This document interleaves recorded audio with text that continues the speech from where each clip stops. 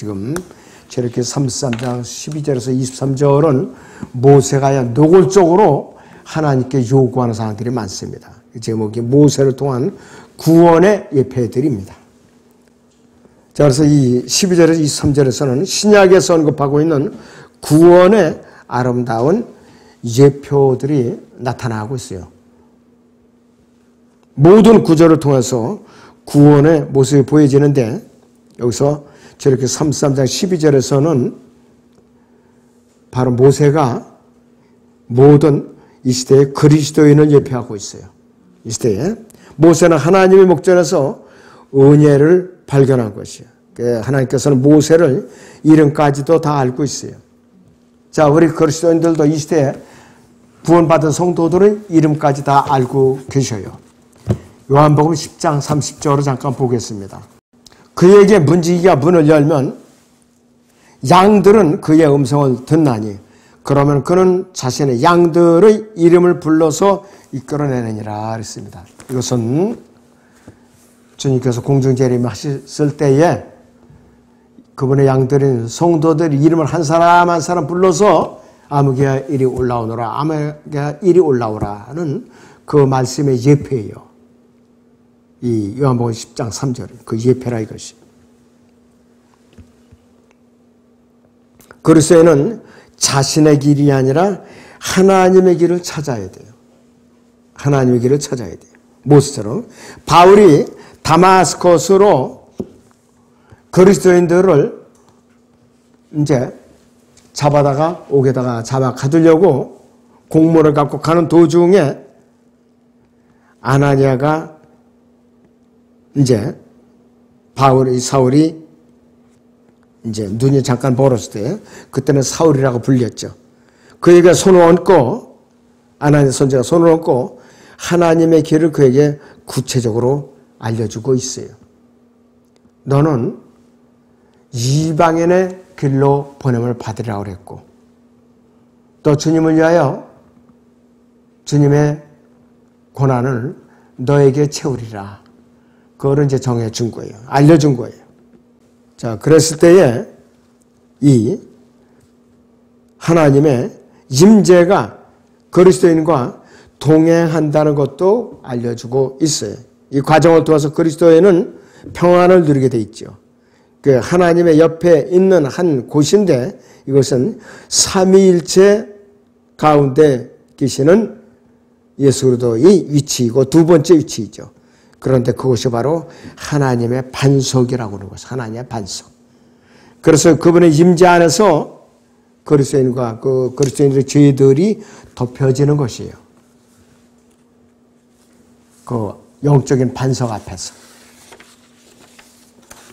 바로 그 위치에서 그리스도인의 예표인 모세는 한 민족, 저 이스라엘 민족을 위해서 중보하는 역할을 하는 영적 제사장의 역할을 하고 있는 것이에요. 영적 제사장의 역할을 하고 있어요.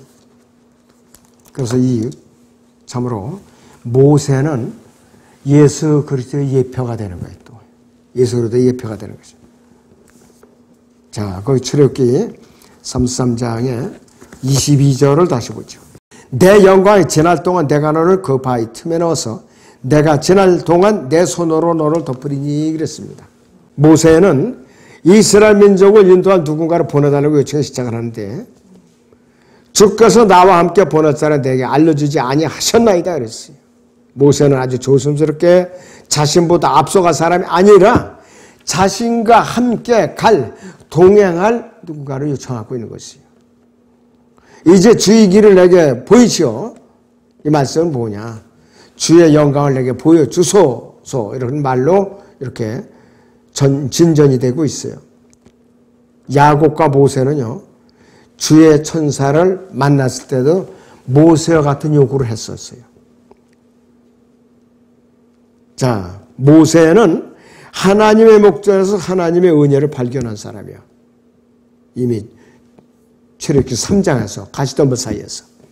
그리고 모세는 하나님의 길을 알기를 진정으로 원했고 하나님의 목전에서 은혜를 발견하려고 부르짖은 거예요. 앞으로 이 민족을 어떻게 광야를 인도할 것인가. 미래의 일이죠.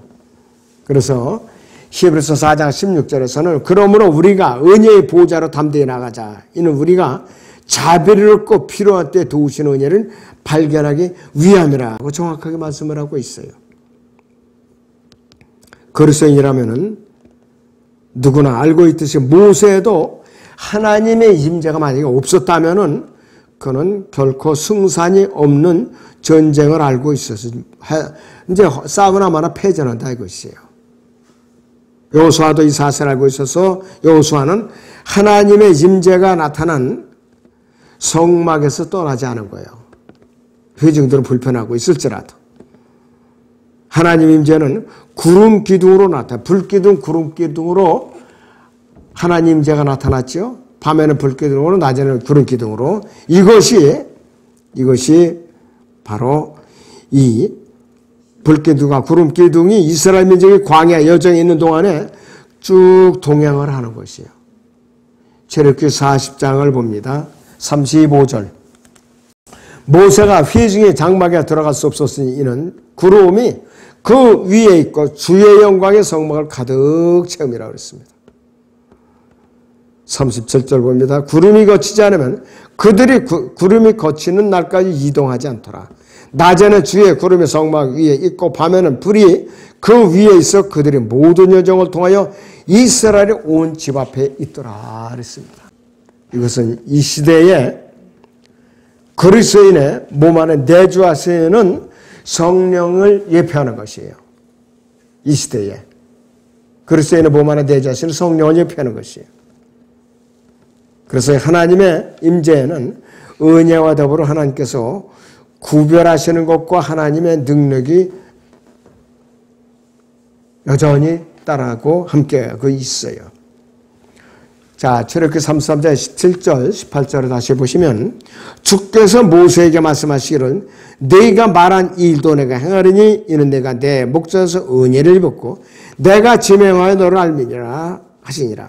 모세가 말하기를 내가 주께 간구하오니 주의 영광을 내게 보여주소서. 이렇게 모세가 구체적으로 요구를 해요. 첫째는 모세는 이미 주의 영광을 봤던 사람이에요. 확인한 사람이에요. 자, 아브라함이나 야곱이나 또 이 믿음의 선진들도 하나님께서 현호하신다는 의미에서 이미 주의 얼굴을 본 적이 있어요. 야곱도 주의 천사와 씨름했지요. 이제 환도뼈, 개혁성경에는 환도뼈라고 되어 있는데 허벅지 뼈가 완전히 다리를 절뚝거릴 정도로 위골이 되었던 것이에요. 이스라엘 장로들도 마찬가지로 받고 그래서 주의 천사는 문자적으로 이 땅 위에 강림했던 구약에서 예수 그리스도의 현현이에요. 하나님의 현현이에요. 그래서 모세의 앞을 지나시는 그 분이 과연 유령이라고 생각할 수 없어. 구체적인 하나님의 임재가 성육신 이전에 구약에서 예수 그리스도의 그 임재가 주의 천사의 모습으로 나타난 거예요. 주의 천사의 모습으로. 자, 그런데 우리는 여기서 모세가 본 하나님의 본질은 하나님의 혼 자체는 아니에요. 하나님의 혼 자체는 아니에요. 그러니까 하나님 자신이 내려온 것은 아니라 이것이에요. 주의 천사로 현현했을 뿐이지. 하나님의 본질에 대해서는 신약에서 정답이 나와 있어요. 디모데후서 6장 16절 거기 보시면 오직 그분만이 불멸하시며 어떤 사람도 접근할 수 없는 빛 가운데 거하시며 어떤 사람도 보지 못하였고 또 볼 수도 없는 분이시니 그분께 영원한 존귀와 능력이 있기를 원하노라. 아멘. 이렇습니다. 아브라함에게도 하나님께서 아브라함을 인도하셨다니 이제 내려갔다 올라갔을 때 그 표현이 전부 다 주의 천사예요. 실제적으로 나타나지 않았어요. 그리고 모세도 하나님의 뒷모습만 봤다고 그랬죠. 정면으로 보면 죽게 되어 있다 이것이에요. 그런데 모세는 예수 그리스도 자신을 볼 수 있는 특권을 이제 얻었고 육신으로 나타나시기 이전에 예수 그리스도의 상태를 본 것인데 이것은 뭐냐? 1장 16절을 봅니다. 여기서 그의 오른손에는 7뼈를 가졌고 또 입에서는 날카로운 양날 가진 칼이 나오며 용모는 해가 그 맹렬한 기세로 비치는 것 같더라 그랬습니다. 17절에 보니까 내가 그를 보자, 즉 그분을 보자 죽은 것처럼 그분의 발 앞에 엎드러지니 그분께서 내게 오른손을 놓고 나에게 말씀하시기를 두려워 말라. 나는 처음과 마지막이요 나는 살아있는 자며 죽은 자였으나 보라 영원 뭉토록 살아있노라. 아멘. 또한 내가 지옥과 사망의 열쇠들을 가졌노라 그랬어요. 사도안이 예수님의 모습을 셋째로 보면서 기절을 한 거야. 너무 감당하기 힘들어가지고. 그만큼 위험 있는 분이라 이것이에요.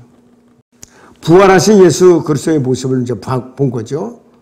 피가 없는 영광스러운 모습을 갖고 계시는 바로 그 모습이에요. 예수 그리스도께서는 하나님의 영광 자체예요. 하나님의 영광. 고린도후서 3장 18절을 보겠습니다. 그러나 유리를 통해 보는 것 같이 이 수건을 벗은 얼굴로 주의 영광을 보는 우리 모두는 주의 영으로 말미암은 것 같이 영광에서 영광에 이르는 똑같은 형상으로 변모되느니라 했습니다. 우리가 변모되면 주님의 형상과 똑같이 영광스러운 모습으로 변모된다 이 뜻이에요. 그래야만 주님을 우리 직접적으로 볼 수가 있어요. 사도 요한도 몸이 셋째 안으로 올라간 게 아니라고 그랬죠. 영만 올라간 거예요. 영으로. 그래서 대면을 가라요. 몸째 올라가면 죽어요. 살 수가 없어요. 예수 그리스도께서 주의 천사보다 훨씬 나으신 분인데도 불구하고 육신으로 이 땅에 오실 때는 천사들보다 아주 못하게 육신을 입고 이 땅에 내려오신 거예요. 자, 모세가 BC 1500년경에 본 것은 베드로나 야고보나 요한이 AD 30년에서 33년경에 본 예수 그리스도의 모습과 똑같은 거예요. 변화산에서 봤죠. 주 하나님 옆에 서 있었던 모세는 주 하나님 앞에 서 있었던 엘리야에게 요한계시록 11장에서는 재림에서 이 땅에서 사역하라고 있는 엘리야에게 대답을 하고 있죠. 한번 뭐라고 그러나 보시죠. 요한계시록 11장 3절에서 6절을 봅니다. 내가 나의 두 증인에게 권세를 주리니 그러면 그들이 굵은 베옷을 입고 1260일을 예언하리라고 하더라. 이들은 땅에 하나님 앞에 서 있는 두 올리브나무이며 두 촛대니라. 누구든지 그들을 해치려고 하면 그들의 입에서 불이 나와 그들이 원수를 삼키리니 누구든지 그들을 해치려고 하면 반드시 이와 같이 죽게 되리라. 이들에게는 하나님을 닫는 권세가 있어서 그들이 예언하는 날 동안 비를 오지 못하게 하고 물은 피로 변하게 하는 권세도 있어. 원하면 때면 언제든지 온갖 재앙으로 땅을 치리로다 그랬습니다. 42달 후 3년 반 동안 이렇게 예언을 하면서 이 땅에 가뭄 재앙, 이집트 재앙을 일으키는 것이에요. 이것이 바로 베드로와 야고보와 요한이 변화산에서 예수님과 모세와 엘리야를 본 모습과 똑같더라 이것이에요. 두 증인이. 자, 그래서 이 외에도 이 출애굽기 33장 12절에 23절에 나와 있는 영적인 진리들을 몇 가지를 보면은 첫째는 죄인은 모든 이름 위에 있는 이름이 선포되는 것을 깨닫기 이전에는 하나님의 선하심을 우리는 경험을 해야 되는 것이에요. 그리고 예수 그리스도께서는 하나님의 선하심 자체이실 뿐만 아니라 하나님의 선하심의 모든 것이 되시는 분이에요. 그분께서는 골로새 2장 9절대로 하나님의 신격으로 그 자체라 이것이에요. 그리고 예수 그리스도께서는 하나님의 은혜이세요. 바로 나는 은혜를 베풀 자에게 은혜를 베푸고 그랬죠. 그러니까 하나님의 뜻 안에서 은혜를 베풀 자에게 은혜를 베푸는 것이죠.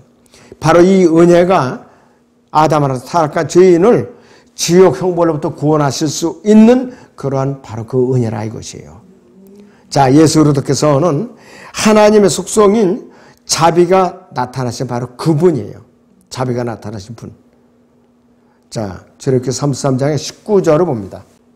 주께서 말씀하시기를 내가 나의 모든 선함을 네 앞에 지나가게 할 것이며 내가 네 앞에 주의 이름을 선포하리라. 나는 은혜를 베풀 자에게 은혜를 베풀고 자비를 보일 자에게 자비를 보이리라 하시니라고 말씀을 하고 있습니다. 이것이 누가복음 1장에 몇 구절에서 언급된 바로 그 자비인데요. 누가복음 1장에 72절을 보죠. 신약에. 우리 조상에게 약속하신 자비를 행하시며 그의 거룩한 언약을 기억하셨으니 그랬습니다. 또 78절에서도 77절부터 또 주의 백성에게 그들의 죄들을 용서함으로 구원의 지식을 줄 것입니다. 우리 하나님의 온유하신 자비로 말미암는 것이니 그 자비로 인해 높은 데로부터 여명이 우리에게 임하여 흑암에 있는 자들과 죽음이 그들의 앉아있는 자들에게 비치고 우리의 발걸음을 화평의 길로 하리로다 라고 하더라 그랬습니다. 그러니까 얼마나 하나님의 은혜가 차고 넘치는 것인가 이것이. 자, 주 예수 그리스도께서는 하나님의 얼굴 자체예요. 하나님의 얼굴. 그리고 하나님 자체이세요. 요한일서 보죠. 1장 1절에서 2절을 봅니다. 태초부터 계셨고 우리가 들었으며 우리 눈으로 보았고 주목하여 살폈으며 우리 손으로 직접 만졌던 생명의 말씀에 관해서라. 그 생명이 나타나시며 우리가 보았고 증거했으며 너희에게 그 영원한 생명을 보여주었으니 그 생명은 아버지와 함께 계셨으며 우리에게 나타나셨느니라 그랬어요. 태초에 계신 말씀이 육신으로 되어서 12제자 앞에 나타나신 그분이에요. 바로 지금부터 2000년 전에. 자, 그리고 하나님 예수 그리스도께서는 하나님의 바위로 표현이 되고 있죠. 하나님의 바위. 그런데 신약 고린도전서는 영적 반석이라고 얘기하고 있죠. 뒤에 고린도서 10장을 봅니다. 2절에서 4절을 봅니다. 모든 구름과 바다 속에서 모세에게 침례를 받았고 또 모두 같은 영적 음식을 먹었으며 모두 같은 영적 음료를 마셨다는 것이라. 이는 그들이 그들을 따랐던 그 영적 반석에서 나온 것을 마셨으며 그 반석은 그리스도셨음이라 그랬습니다. 여기서 베드로 전서도 잠깐 보죠. 베드로전서 2장 3절부터 봅니다. 자, 3절부터 봅니다. 그렇게 하므로 너희가 주의 인자하심을 맛보느니라. 사람들로부터는 정령 버림을 받았으나 하나님께서는 택하심을 받은 귀중한 산 돌이신 그분께 나와서 너희도 산 돌로서 영적인 집으로 지어지고 예수 그리스도로 인하여 하나님께서 기뻐하실 영적인 제물들을 드리는 거룩한 제사장이 되느니라. 그러므로 성경에도 이런 말씀이 있으니 보라 내가 택한 귀중한 모퉁이 돌을 시온에 두느니 그를 믿는 사람은 수치를 당하지 아니하리라고 하였느니라. 그러므로 믿는 너희에게는 그가 귀중하나 불순종하는 자들에게는 건축자들이 버린 그 돌이 모퉁이의 머릿돌이 되고 또 넘어지게 하는 돌과 거치는 반석이 되었으니 그 불순종함으로 말씀에 걸려 넘어지는 자들에게니라. 그들은 또한 그렇게 되기로 정해졌느니라 했습니다. 믿는 자에게는 소중한 영적인 반석이시고 믿지 않는 자에게는 고치는 반석이 되는 거예요. 이 시대의 이스라엘을 말하는 것이고 바로 예수 그리스도께서는 바위 틈으로 표현이 되고 있죠. 저렇게 33절 22절에서 이 바위 틈은 뭐냐? 문자 그대로 죄인들이 숨는 곳이에요. 잘 안 보이죠. 이 바위 틈은 저렇게 17장 6절에서 언급되고 있어요. 저렇게 17장 6절을 보죠. 거기 보시면은 보라 내가 거기 호렙에 있는 반석 위에서 네 앞에 서리니 너는 그 반석을 치라. 그러면 그곳에서 물이 나오리니 백성이 마시리라 하시니 모세가 이스라엘 장로들 앞에서 그렇게 행하니라 그랬습니다. 얻어맞는 바위로서 예수님이 언급이 되고 있어요. 예수 그리스도께서는 진리시죠. 그래서 이 진리는 모세에게 계시하는 한 가운데서 이제 나타나시는데 예수 그리스도께서는 죄를 용서하는 분이고 죄악을 용서하는 것이 모세에게 계시되는 한 가운데서 이분이 나타나시는 거예요.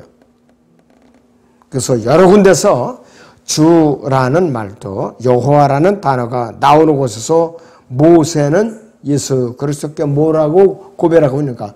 오 주여 내가 주께 바라오니 나의 주께서 우리 가운데 가소서 그랬습니다. 우리와 동행해달라는 뜻이에요. 그래서 주님께서는 여호와 하나님이신 주님께서는 어떤 방법으로 가셨는가? 낮에는 구름기둥으로 밤에는 불기둥으로 나타나셔서 가셨어요. 그리고 사람의 모습으로는 주의 천사로서 가셨어요. 너무나도 자상하게 역사하신 분이에요. 근데 이스라엘 백성들은 틈만 있으면 불평하고 불순종을 한 것이에요. 하나님 편에서는 굉장히 괘씸하셨던 것이죠. 그러나 하나님께서는 그들을 끝내 버리지 않고 가나안 땅으로 들여보낸 거예요. 자, 여기서 출애굽기 13장을 잠깐 봅니다. 21절에서 22절까지 봅니다. 주께서 낮에는 구름 기둥으로 그들 앞에 가시어 길을 인도하시고 밤에는 불기둥으로 그들에게 빛을 주시어 주야로 가게 하시니 주께서 낮에는 구름 기둥을 밤에는 불기둥을 그 백성 앞에서 없애지 아니하시니라 그랬습니다. 구름 기둥과 불기둥이 없으면은 이들은 갈 수가 없었어요. 갈 수가 없었다 이것이에요.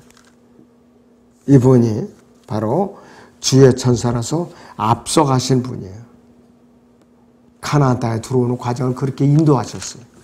그런데 이스라엘 백성들 끝끝내 거부하고 우상을 숭배하고 등을 돌리고 말았어요. 갈보리 십자가 육신을 입고 오신 하나님이신 예수 그리스도까지도 지금 끝끝내 거부하고 지금 있어요. 민족적으로. 그래서 우리 이스라엘을 돌이키도록 간절히 기도해야 됩니다. 자, 기도하겠습니다.